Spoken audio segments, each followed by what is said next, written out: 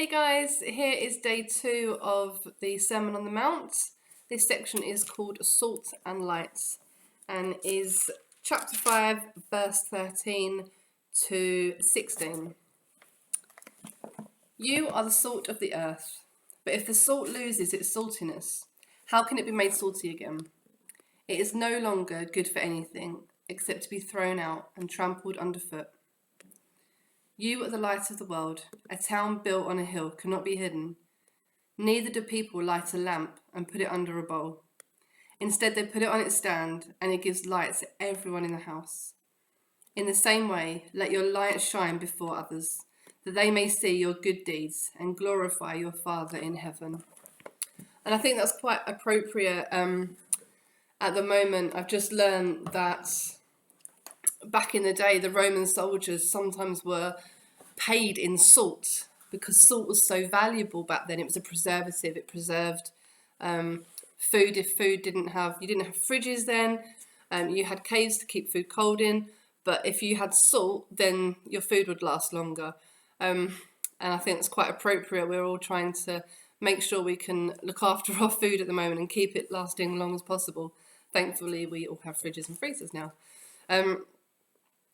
But the whole thing of us being the salt of the earth is, if salt was so valued and so sought after, and we're the salt of the earth, we have a responsibility to look after our earth.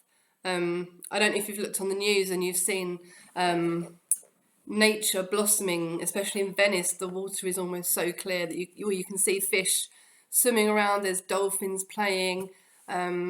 In places where you'd normally have too much traffic on the waters, but nature's really blossoming, and I think that comes down to us not being able to utilize what we would normally use. It's actually allowing nature to blossom, which I think is really lovely. And also, if we're the salt of the earth, we're valued. God values us.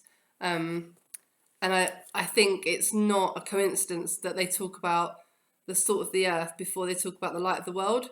So if we're the salt of the earth and we're valued, we then have the confidence to go and be the light of the world, to then look after other people, to spread the good news of Jesus. We can go out, we can do our good deeds and glorify our Father in heaven.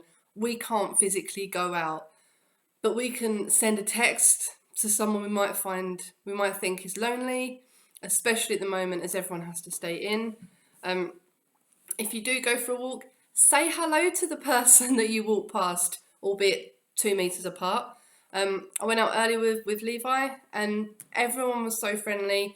We were far enough apart, but you can still say hello if you are going out for your one bout of exercise that you're allowed to do. But yeah, just let your deeds that you're doing online reflect the glory of God. See you tomorrow. Bye.